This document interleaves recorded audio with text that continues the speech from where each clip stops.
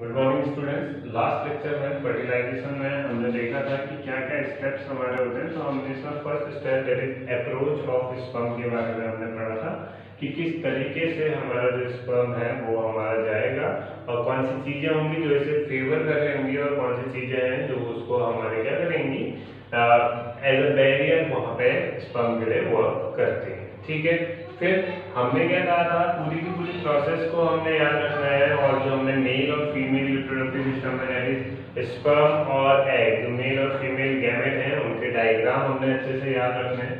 ठीक है, तो यहाँ पे इस तरीके से अगर हमारा एक एग है तो एग में हमने क्या कहा था, दो तो लेयर है उनकी। कौन कौन सी? जो बाहर वाली लेयर है एक्सोप्लाज्म, उसके अंदर इनोप्लाज्म, और जो एक्सोप्लाज्म है इसमें हमारा क्या होता है, कॉर्टेक्स रीजन, और इसके अंदर हमारा मेडुला रीजन। ये सब हमने पढ़ा था, है ना। तो इन्हीं के बेसिस में, और इसके वहाँ पे हमारे जो बाहर वाली मेम्ब्रेन है हम कहते हैं विटेलाइन मेम्ब्रेन, और इसके बाहर हमारे क्या पर्टिकुलर इस तरीके से स्ट्रक्चर होते हैं कोनिकल, जिसको हम क्या कहते हैं कोरोना रेडिएटर। ठीक है, तो इस तरीके से हमारा क्या होता है, स्ट्रक्चर होता है। ठीक है, तो ये हमने ऑलरेडी पढ़ा है। इसके अलावा इसमें दो पोर्स होते हैं, एक होता है एनिमल पोल और दूसरा वेजिटल पोल। एनिमल पोल जहां से स्पर्म आके एंट्री करेगा उसे हम क्या कहते हैं, एनिमल पोल। ठीक है, तो हमने क्या कहा था, सबसे पहले हमारे क्या होंगे, स्पर्म जो होंगे वो हमारे कहाँ पहुंचेंगे, फीमेल रिप्रोडक्टिव सिस्टम में, और वो हमारा ओवरी तक पहुंचेंगे। ठीक है, एग तक पहुंचेंगे। एक बार एग तक पहुंचेंगे तो एग क्या करेगा, एग वहां पे हमारा क्या होगा, कुछ रिएक्शंस होंगी। किस बेसिस पे? हमारे कुछ केमिकल सीक्रेट होंगे उनके बेसिस पे। तो हमारा जो ओवरी होगी, ओवरी हमारा क्या करती है, फर्टिलाइजिंग केमिकल्स हमारा सीक्रेट करेगी। ठीक है,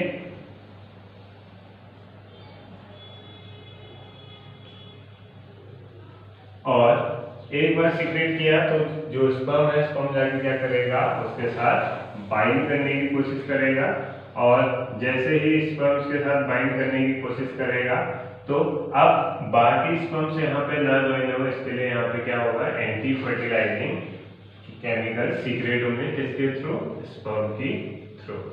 ठीक है, तो ये हमने ये दोनों स्टेप लास्ट वाले में देखे थे। आज हम बात करेंगे इससे आगे की। अब यहाँ पे हमारा क्या है, ये है एग और ये हमारा क्या है, स्पर्म। ठीक है, तो ये दोनों कांटेक्ट में आ रहे हैं। ठीक है, हमने कहा था स्पर्म का डायग्राम कुछ इस तरीके से था। ठीक है, अभी मैं नॉर्मली ऐसा बना दे रहा हूँ, और यहाँ पे एग है, एग के बाहर हमारी अलग अलग लेयर्स हैं। लेयरों को आपस में जोड़ने के लिए मैंने कहा था हाइड्रोक्लोरिक एसिड यहाँ पे एज ए ट्यूब की तरह वर्क करता है। तो अब देखो, जैसे ही स्पर्म के बाद बनेगा, अगली चीज क्या होगी, रिलीज ऑफ स्पर्म लाइजेंस। स्पर्म लाइजेंस यानी कि जो ऐसे एंजाइम जो क्या करेंगे, स्पर्म के हमारे जो है इनको रिलीज करेंगे, ताकि एंजाइम्स क्या करें, इनको हमारा ब्रेक करके अंदर तक पहुंच सके। तो यहाँ पे क्या होगा, यहाँ पे हमारे तीन एंजाइम्स बेसिकली यहाँ पे हमारे रिलीज होते हैं। ठीक है, तो पहला हो जाएगा कोरोना पेनिट्रेटिंग एंजाइम,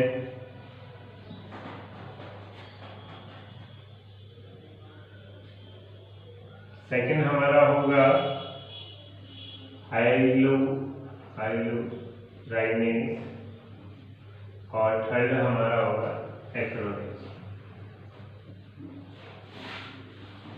ठीक है, तो ये तीनों हमारे यहाँ पे होंगे। ठीक है, एक्यूरेज या फिर इसका नाम है एक्रोसिन भी है, एक्रो। ठीक है, तो अब यहाँ पे जो है, यहाँ पे हमारे तीन लेयर्स हैं। सबसे बाहर हमारे क्या है, कोरोना रेडिएटर। तो कोरोना रेडिएटर को ब्रेक करने के लिए हमारा जो एंजाइम लगेगा वो कौन सा होगा, कोरोना पेनिट्रेटिंग एंजाइम। तो ये क्या करेगा, इसको ब्रेक करना शुरू होगा। अब इनके बीच में मैंने कहा था हाइड्रोक्लोरिक एसिड जो है वो एज अ व्यू की तरह वर्क करता है इनको आपस में ज्वाइन करने। तो अब उस व्यू को हटाना पड़ेगा, तब जाके हम क्या और ज्यादा अंदर पहुंच सकेगा इसको। तो इस व्यू को हटाने के लिए हमारा कौन सा यूज होगा, हाइड्रोक्लोराइड। और लास्ट में हमारा क्या है, अंदर हमारे जो मेम्ब्रेन है, ठीक है, विटेलाइन मेम्ब्रेन जो है, इसको ब्रेक करके अंदर पहुंचाने के लिए हमारा कौन सा होगा, एक्रोसिन, जो क्या करेगा, विटिलाइन मेम्ब्रेन को ब्रेक करेगा। तो ये तीनों एंजाइम यहाँ पे हमारे हेल्प करेंगे किस चीज में, इस स्पर्म को हमारा कहा इस एग के साइटोप्लाज्म तक रीच कराएंगे। ठीक है, तो जैसे ही हमारा ये होगा तो अब क्या होगा, ये तीनों लेयर है, मैं कहता हूँ कि ये लेयर है क्या होने लगी, हटनी शुरू हो जाएंगी, है ना, क्योंकि इनको डाइजेस्ट करने का काम शुरू कर दिया। तो अब ये जो है इस तरीके से, ठीक है, तो यहाँ पे हमारा क्या, अभी तो नॉर्मली ये कैसा है, ऐसा है।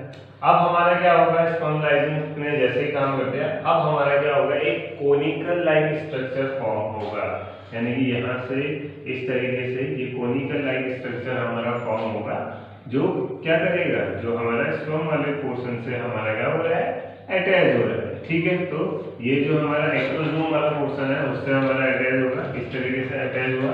ठीक है, तो इस स्ट्रक्चर को, इस कोनिकल स्ट्रक्चर को हम क्या कहते हैं, रिसेप्शन कोन या फिर फर्टिलाइजेशन कोन। ठीक है, तो ये हमारा क्या हुआ, रिसेप्शन कोन और फर्टिलाइजेशन कोन। ठीक है, फर्टिलाइजेशन कोन। ठीक है, तो ये हमारा फॉर्मेशन हो गया। अब अभी तक हमने क्या पढ़ा था कि जो एग है, एग का जो हमारा oogenesis की प्रोसेस जब हम पढ़े थे, हमने कहा था ये क्या है, एक डिसकंटिन्यूअस प्रोसेस है, और यहाँ पे हमारा क्या होगा, जो फॉर्मेशन होता है वो फॉर्मेशन हमारा स्लोली स्लोली होता है। यानी कि अभी जो यहाँ पे इसके अंदर हम जिसको एग कह रहे हैं, जो गैमेट है, वो हमारा कैसा है, सेकेंडरी oocyte। ठीक है, सेकेंडरी oocyte है, और सेकेंडरी oocyte को जब स्पर्म कांटेक्ट में आता है तो तब वो जाके क्या बनाता है, एग बनाता है। ठीक है, तो अब हमारा सेकेंडरी oocyte से एग, अगर हम वहां पे देख रहे थे जो oogenesis की प्रोसेस थी, तो उसमें हमारा सेकेंडरी oocyte डिवाइड हो रहा था और एग बना रहा था, साथ में हमारा क्या, एक पोलर बॉडी बनती थी। तो यहाँ पे भी वही चीज होना है। अब क्या होना है, एग का फॉर्मेशन। तो एग का फॉर्मेशन होने के लिए हमारा क्या होगा, पहले प्राइमरी oocyte बन रहा था, फिर सेकेंडरी oocyte। प्राइमरी oocyte जब बन रहा था, ठीक है, तो वो भी दो पार्ट्स में, एक पोलर न्यूक्लियाई और एक प्राइमरी। तो यहाँ पे मियोटिक डिवीजन 1 था और यहाँ पे मियोटिक डिवीजन 2 था। तो अब हमारा नेक्स्ट स्टेप क्या होगा, स्टार्ट ऑफ मियोसिस 2। तो यहाँ पे हमारा क्या होगा, मियोसिस 2 अगर होगा, जैसे ही स्पर्म हमारा एग के कांटेक्ट में आएगा, सेकेंडरी oocyte के कांटेक्ट में आएगा, और हमारा क्या फॉर्म हो जाएगा, एग का फॉर्मेशन हो जाएगा। ठीक है, तो अब ये हमारा कन्वर्ट हो जाएगा एग में, किसके थ्रू, जब हमारा क्या, मियोसिस 2 होगा। तो यहाँ पे मियोसिस 2 में आपने अलग अलग फेज पढ़े थे। तो बेसिकली होगा क्या, जो मेटाफेज होगा, मेटाफेज जंप करके हमारा एनाफेज तक पहुंचेगा। ठीक है, ताकि जो क्रोमोसोम्स हैं वो इजीली यहाँ पे डिवाइड हो जाए। ठीक है, तो यहाँ तक हमारा हुआ। अब नेक्स्ट चीज क्या होगी, जैसे ही ये चीज हो रही है, अब देखो ये लेयर है, ठीक है, इसी को बड़ा करके दिखा रहा हूँ। तो यहाँ पे मैंने क्या कहा, बाहर हमारा क्या होता है, पहले ये हो गया कॉर्टेक्स रीजन, और अंदर हमारा क्या होता है, मेडुला रीजन। कॉर्टेक्स रीजन जो हमारा थोड़ा सा डेंस होता है। तो अब धीरे धीरे क्या होगा, यहाँ पे रिएक्शन शुरू होगी। तो ये जो कॉर्टेक्स रीजन है, कॉर्टेक्स रीजन हमारा शिफ्ट हो जाए। ठीक है, यानी कि कॉर्टेक्स रीजन यहाँ पे रह गया, और जो मेम्ब्रेन है, मेम्ब्रेन हमारी यहाँ पे रहेगी, यानी कि इन दोनों के बीच में हमारे क्या रहेगी, थोड़ी सी गैपिंग रहेगी। ठीक है, तो ये जो एरिया है इसको हम क्या कहेंगे, प्री फर्टिलाइजेशन मेम्ब्रेन या प्री फर्टिलाइजेशन ट्यूब। ठीक है, तो हमारा क्या होगा, यहाँ पे से इस तरीके से स्पर्म। ठीक है, तो ये एक्रोसोम वाला पोर्शन है, ये टेल वाला पोर्शन है, और यहाँ पे हमारा क्या, माइटोकॉन्ड्रियल पोर्शन है ना। तो यहाँ पे क्या होगा, अब यहाँ पे रिएक्शन शुरू हो जाएगी। ठीक है, और ये हमारी क्या है, फर्टिलाइजेशन मेम्ब्रेन जो है वो फॉर्म हो गई है। एज ए रिजल्ट हमारा क्या होगा, रिएक्शन शुरू होगी। तो यहाँ पे जो न्यूक्लियस है, ये न्यूक्लियस हमारा ट्रांसफर हो जाएगा किसके अंदर, एग के अंदर।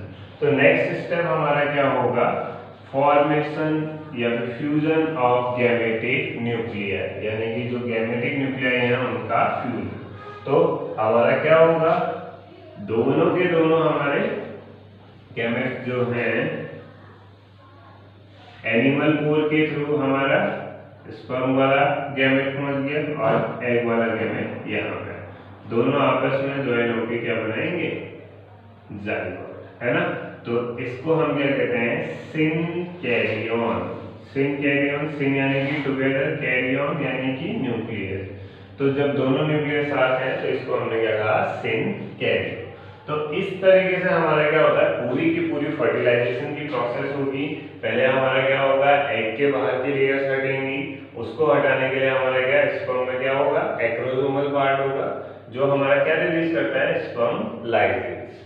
तो 3 हमारे ये एंजाइम्स हमारे रिलीज होंगे और ये क्या करेंगे, उसकी लेयर को हटा देंगे। एक बार लेयर हट गई तो स्पर्म और एग के बीच में एक पर्टिकुलर स्ट्रक्चर बनता है जिसे हम क्या कहते हैं, रिसेप्शन पोर। और उसके बाद जैसे ही स्पर्म कांटेक्ट में आता है तो सेकेंडरी oocyte हमारा कन्वर्ट हो जाता है एग में, ठीक है। तो एग में कन्वर्ट हो गया तो हमें जो गैमेट चाहिए, डिजायर्ड गैमेट, वो हमारा मिल गया है। अब रिएक्शन शुरू होगी तो सबसे पहले हमारे बाहर की लेयर जो है वो अलग हो जाएगी, यानी कि कॉर्टेक्स पोर्शन अलग और उसके बाहर लेयर अलग। तो इसको हम क्या कहेंगे, कॉर्टिकल रिएक्शन या फिर फॉर्मेशन ऑफ फर्टिलाइजेशन मेम्ब्रेन, ठीक है। और फाइनली हमारा क्या होगा, दोनों गैमेट्स का जो न्यूक्लियाई हैं उनका फ्यूजन हो जाएगा और हमारा जाइगोट का फॉर्मेशन होगा, ठीक है। तो ये हमारी पूरी की पूरी प्रोसेस थी फर्टिलाइजेशन की। आई होप आप लोगों को ये समझ में आई होगी। तो आज के लेक्चर में इतना ही। Thank you for watching.